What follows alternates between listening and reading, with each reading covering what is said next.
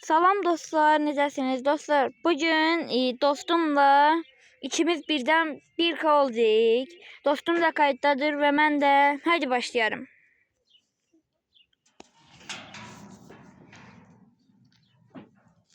Bəli dostlar, inşallah bu oyunu uzmalıyıq. Rəqiblərimizə baxaq. O Mega Mortis yenə oyun baga düşdü. Neyse.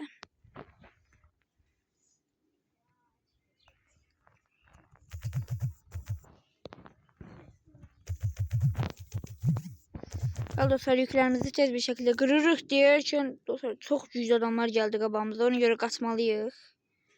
Mortis məni də vursa böyük bir xəyallarımız suya düşəcək. Haydi Zaryatka ondan düşdü. Dostlar geldi. Biraz pusaq. Ömer pus.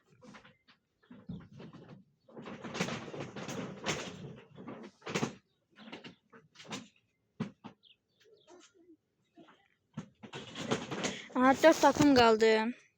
İkinci takım olsaq, məndə olur, Ömer'də olmur. Ona göre promo birinci yer olmalı. Ömer sende combo var. Ömer deyir ki, məndə combo var. Deyəsən olur.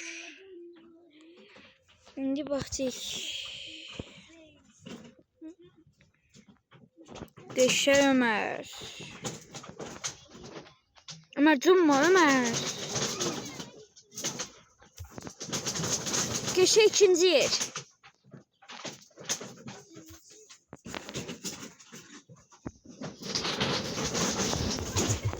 Haydi şeyde öldüm. Şey vurdu beni.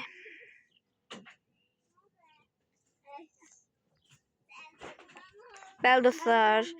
Görək oldu mu? Oldu mu Ömer? Ömer bende oldu. Sende oldu mu? Ay Ömer'de olmadı dostlar. Necə axı? Məndə doğuşdan kötü. Başlayalım. Bəli dostlar, məndə oldu ama Ömer'de olmadı. Neçə kupa qaldı Ömer'de? 999. Eləmə Ömer. Bəli dostlar, indi səsərzəndən başlayırıq. Yəni neyini məcbur qaldıq. Mən yenə baz girdim. Vay, mən yenə baz girdim, heç aşıb.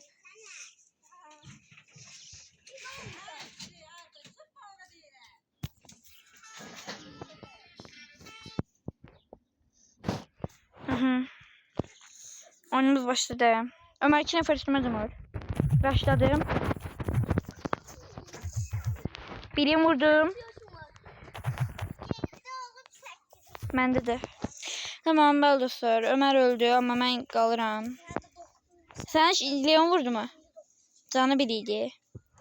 Uydat. Uy Allah, neçə nəfər gəlir axı? Ay zibil qaçamadım. Şey Ömer vurarsan. Ay da eləmədi Ömer, orada süper basma. Gəlir. Bir gözdə görüm ulti doldura bilərəm. Dönüşsə iyi indi. Rəba. Haydi Ömer'im.